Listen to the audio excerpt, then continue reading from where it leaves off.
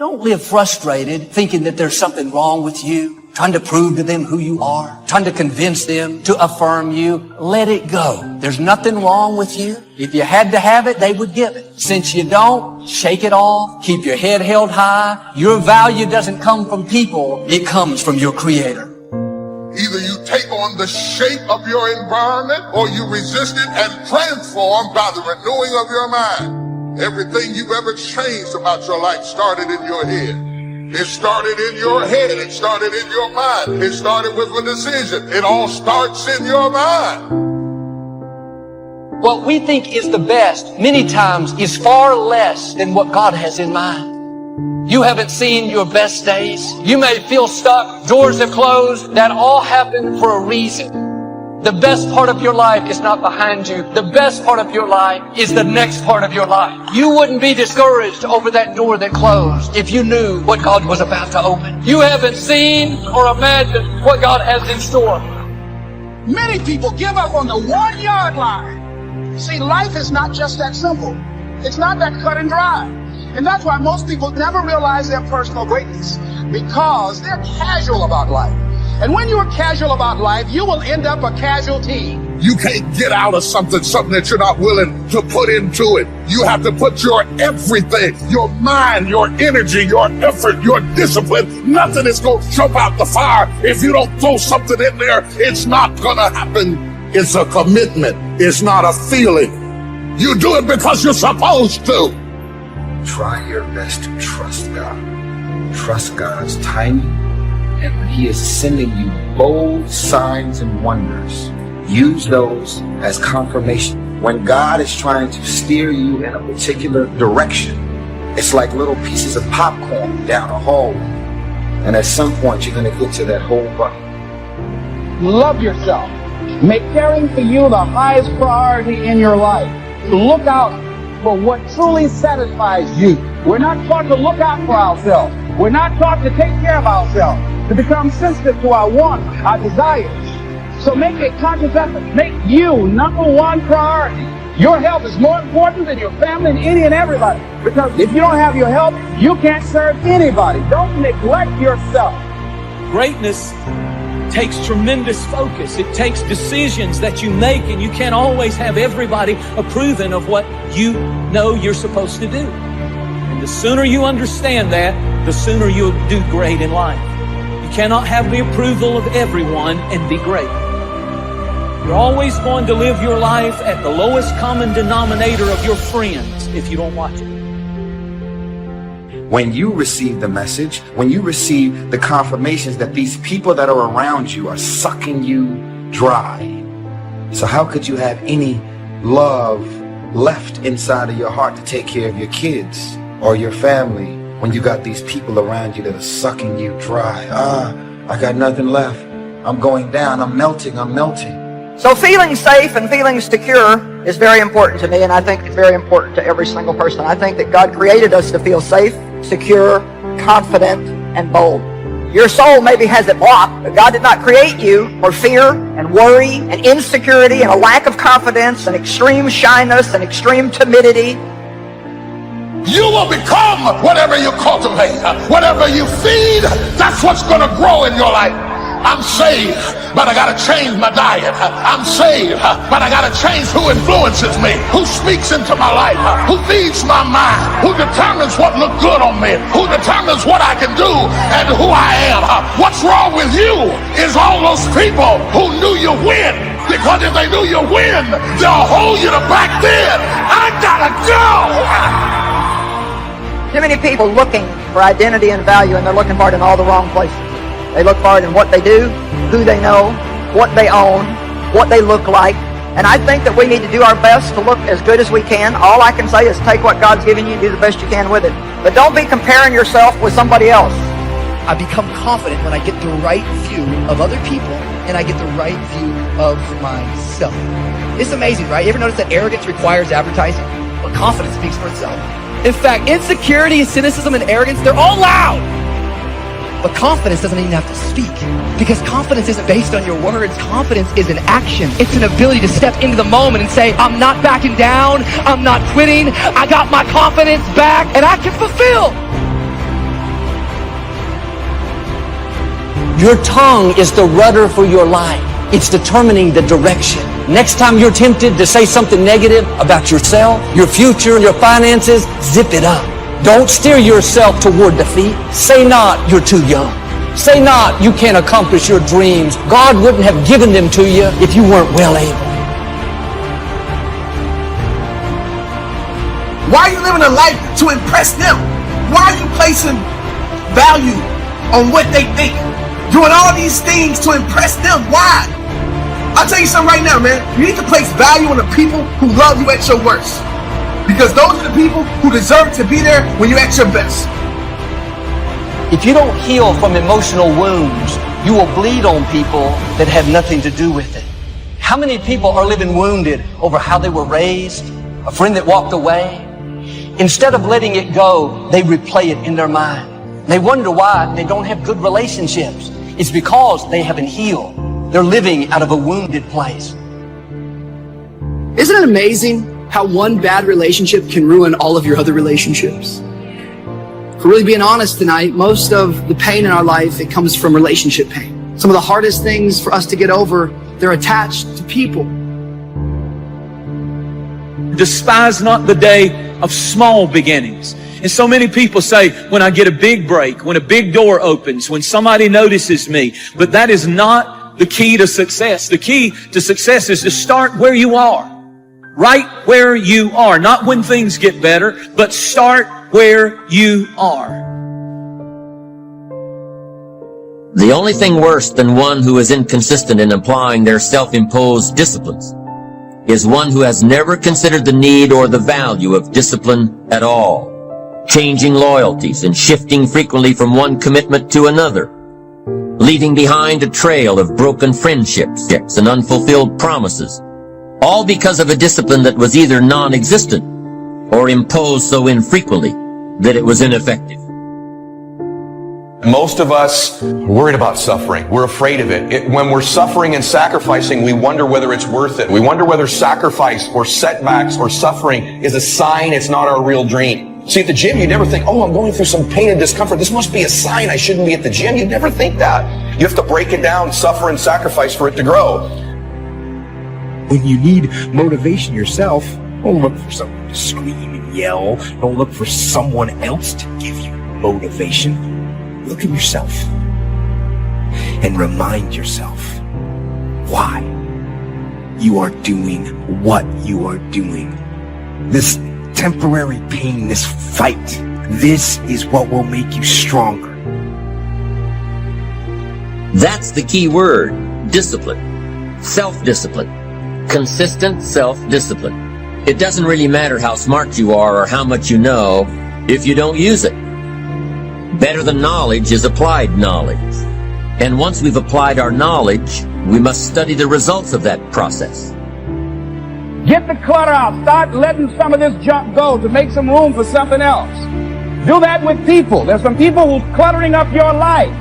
They're just holding and occupying the space that somebody useful, positive could be holding that space. You don't even have time to look to see what else is out there because you all have all of these people surrounding you that's not enabling you to grow. Some of you tonight, you've experienced someone failing. Maybe your mom was never there. Maybe it was a boyfriend who promised you the world but took off. Before you know it, what happens is these failures are holding us back from getting into our future. And these bad relationships are blinding us from all of the good potential relationships. Success is all about building relationships. It's not what you know, it's who you know. Some people might not step up when you ask them for help. But guess what? The worst thing can happen to you. If somebody refuses you, you didn't have it anyway. Ask people. You never know. Suppose they say yes. That could be the turning factor.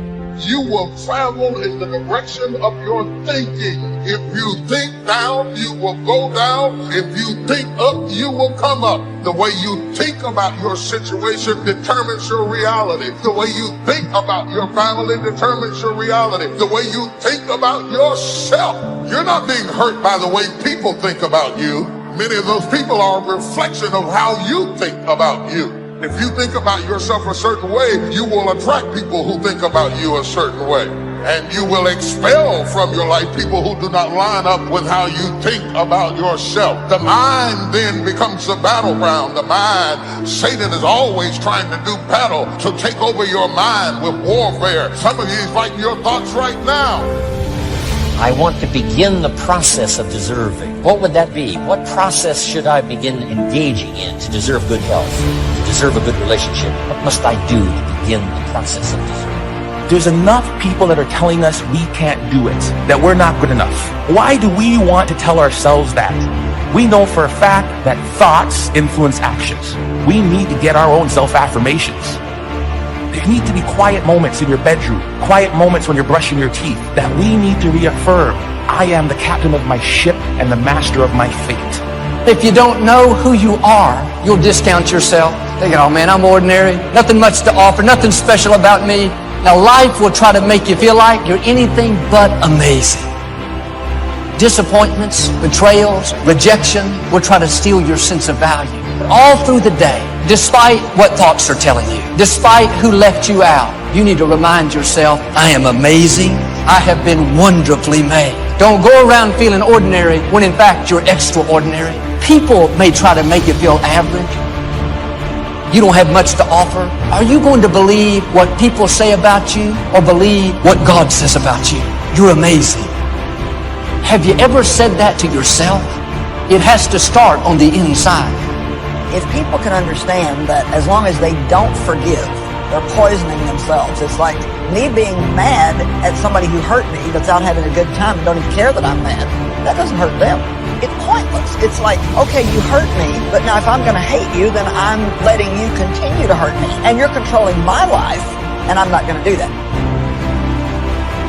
It is your values. It is your ethics. It is how you make choices that get you promoted. It is not your strength. It is not your talent. It is not how you fight. It is not how you draw. It is not your intellectualism. It is your values. So that when you're backed up against the wall and you have to make a decision, true leadership is how you make decisions in the moment. What do you care the most about? Being seen or being connected? Doors of opportunity are open to those who continually knock. So we don't find open doors of opportunity because we need them. We find them because we deserve. Only those who knock deserve to find an opening. It's as if you search, you will find. Finding is reserved for the searchers because they deserve it. Now, at first they may have needed it, but they now know that just needing it is not sufficient. The reason why you're going to be blessed with good ideas is because you've come searching. And for those who search, they will find answers. To find a good idea, you must go looking. Rarely does a good idea interrupt you. So we get not what we need, but we get what we deserve. It's as if you ask, someone has an answer. If you keep asking, the answers belong to you. So we don't get what we need, we get what we deserve.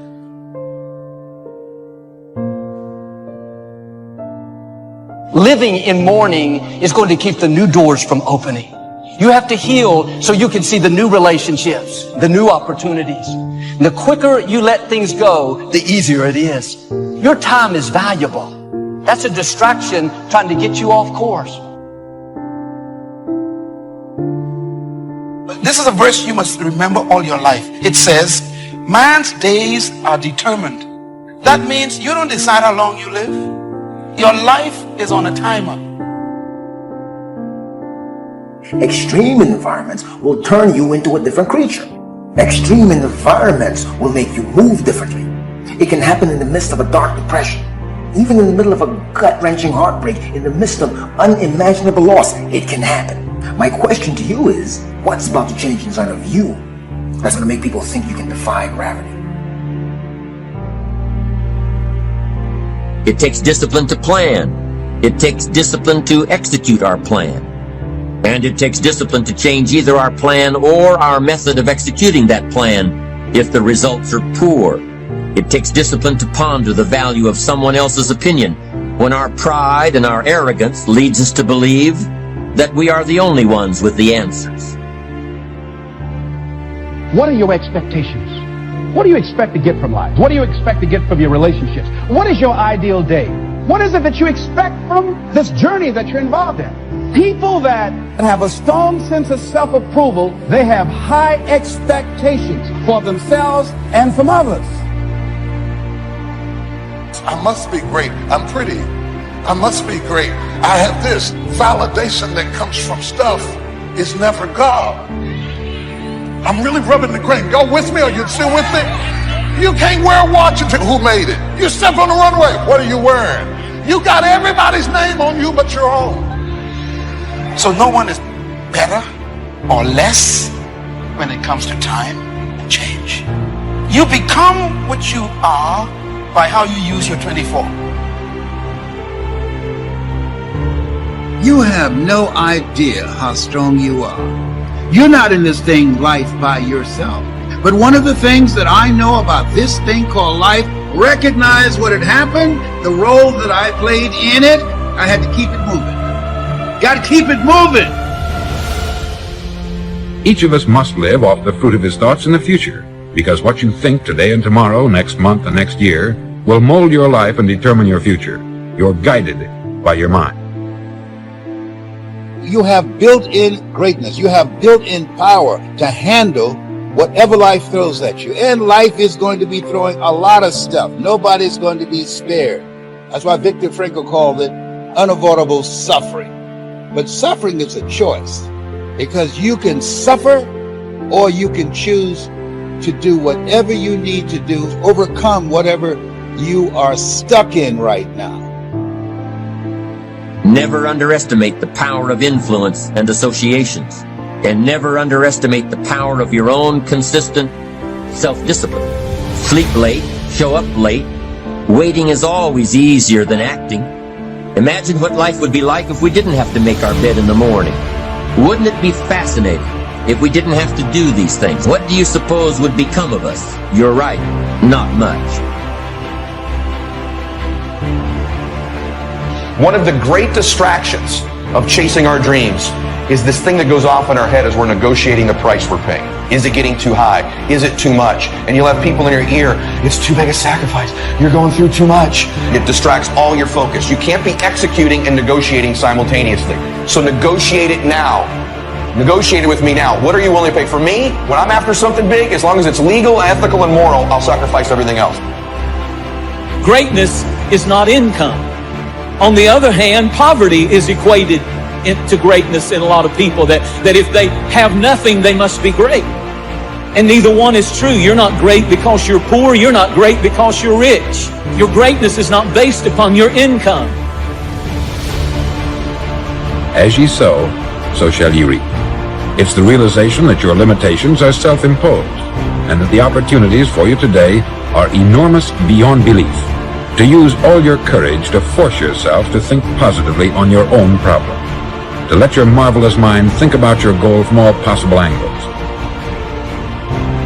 There's some stuff you need to clear out in your life. Some activities, some relationships, some things, some events, some wrong thoughts, some misconceptions, mental, physical, emotional, spiritual rubble in your life that you need to clear out. What's the rubble in your life? It's the stuff that keeps tripping you up.